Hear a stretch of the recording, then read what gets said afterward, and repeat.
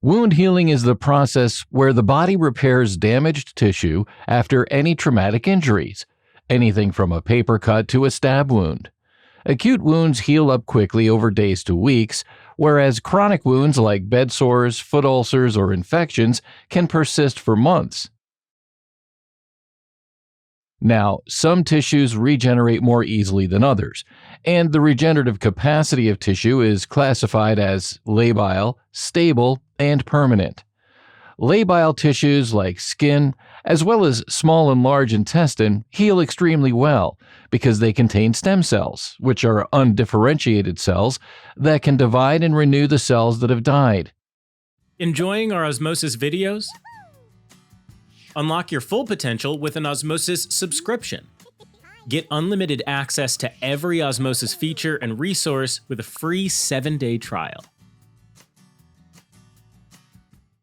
Stable tissue, like the liver, recovers from injury by having mature differentiated cells divide or regenerate via hyperplasia. Permanent tissues like neurons and cardiac tissue have a weak regenerative capacity because they lack these stem cells and cannot replicate via hyperplasia. Typically, injured permanent tissues are replaced by scar tissue or fibrosis, ultimately resulting in loss of function of the tissue.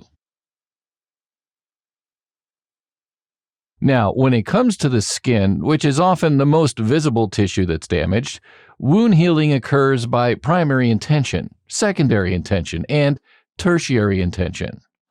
Healing by primary intention is when the wound edges come together, like what happens when two wound margins are stitched or sutured together.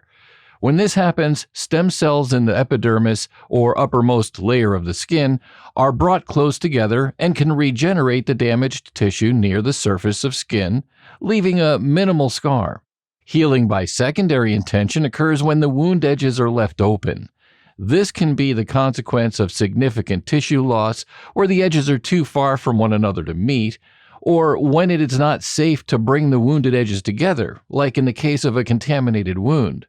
Examples of healing by secondary intention where the skin edges cannot meet include tooth extraction sockets or severe burn injuries, while an example of healing by secondary intention due to wound contamination is a laceration caused by soiled farm equipment.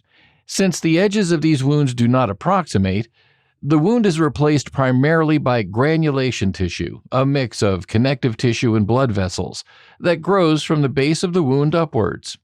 Healing by tertiary intention, or delayed closure, is when a wound is cleaned and purposefully left open at first due to a high likelihood of being contaminated by bacteria, like a dog bite injury. If these wounds are closed too early by primary intention, they can trap bacteria inside the wound, leading to an abscess or walled-off infection. Instead, these wounds are left open, cleaned, and observed for several days before they are closed. Now, to explain the steps of wound healing, let's imagine that you're cutting a banana cream pie and you accidentally slip and cut your finger. Ouch! During a penetrating injury like this, the skin is punctured through the top two layers of skin, the epidermis and the dermis.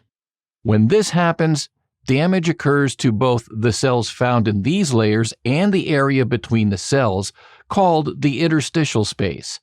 The interstitial space contains proteins outside of the cell that act like the scaffolding between cells. So when this is damaged, the cells separate, forming the open wound. Now, the first step of wound healing is hemostasis, and that's where a blood clot forms at the site of trauma to prevent further blood loss. Hemostasis starts when blood vessels affected by trauma constrict. Platelets, which are in tiny blood components involved in coagulation, immediately aggregate around the affected tissue and stick together to form a platelet plug. The platelet plug is further reinforced by a protein mesh called fibrin, which ultimately forms the blood clot. Once an adequate blood clot is formed, the second step of wound healing begins, and that's inflammation. Damaged cells release tiny proteins called chemokines and cytokines, which recruit immune cells like macrophages and neutrophils to the area and make nearby blood vessels dilate and become more leaky or permeable. Immune cells start to seep into the affected area and they begin to clear foreign debris like dirt and digest dead or damaged cells caused by the injury, as well as destroy any microbes that might have gotten in. At the end, there's a blood clot and dead macrophages that have consumed damaged cells and other debris, and this forms a scab, our body's own bandage.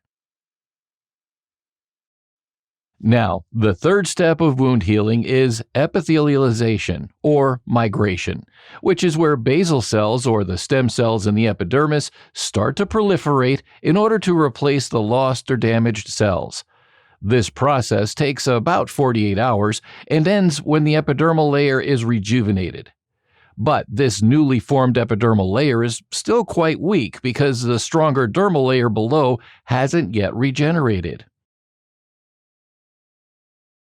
The fourth step of wound healing is called fibroplasia, and that's where the wound becomes stronger and resistant to further damage. During this step, fibroblasts in the dermis proliferate and secrete a long fibrous protein called collagen, a process called fibroplasia. Collagen proteins assemble to form fibrils, and collagen fibrils assemble to form collagen bundles, which have high tensile strength, and it acts as the extracellular scaffolding that holds together the newly formed epidermal cells. Collagen also stimulates new blood vessels to grow in the area, a process called angiogenesis. Fibroblasts also produce proteins called glycoproteins and sugars that make up the ground substance or cement between the cells in a wound. So, fibroplasia results in the creation of granulation tissue, which is the red tissue that lies below the scab in the newly regenerating dermal layer. The final phase of wound healing is termed maturation, which is where the wound gets even more support. There are a few steps in maturation. First off, there's collagen cross-linking, which is where covalent bonds form between collagen fibrils, which helps to enhance the tensile strength of the wound. Next, there's collagen remodeling, which is when fibroblasts degrade old or misshapen collagen from the injury, like when old rotten wooden beams are replaced before putting up new ones in a home. After that, there's contraction, which is when the special fibroblasts called myofibroblasts produce contractile proteins within the cell. These contractile proteins are attached to transmembrane proteins, which are attached to proteins in the interstitial space. So, when contractile proteins in the cell tighten, they pull on those proteins in the interstitial space, ultimately pulling the edges of the wound together. This step is particularly important in large wounds that must heal by secondary intention. Finally, the step of repigmentation, which is when melanocytes begin to proliferate, and that helps restore the normal color to damaged skin. Now, there are some factors that prevent proper healing and lead to chronic wounds. For example, when the smallest blood vessels, called capillaries, become narrowed by some disease process, blood flow decreases. When this occurs, the wound cannot heal properly because fewer immune cells can get to the damaged tissue, and the damaged tissue has a hard time getting nourished by oxygen and nutrients needed for repair. Since the tissue cannot repair itself, it undergoes necrosis, where cells die prematurely. Some common causes of decreased blood flow include diabetes, atherosclerosis, and prolonged compression. Infections can also interfere with healing, and that's because pathogens compete for oxygen and cause ongoing damage and inflammation in the tissue. Finally, uncontrolled swelling or edema around the wound can disrupt fibroblast activity and collagen deposition and cross-linking of collagen.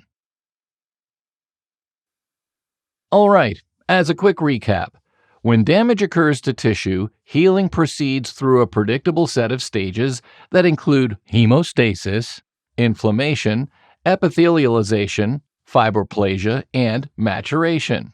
Wounds can heal by primary intention, where the wound edges are brought together shortly after the injury, and secondary intention, where the edges are left apart and the wound gradually heals upward from the base. Wound healing can also occur by tertiary intention, where the wound is left open initially, followed by closure later. Tertiary intention is used to help prevent infection. Some things that can impair wound healing include diminished blood flow, infections, and swelling.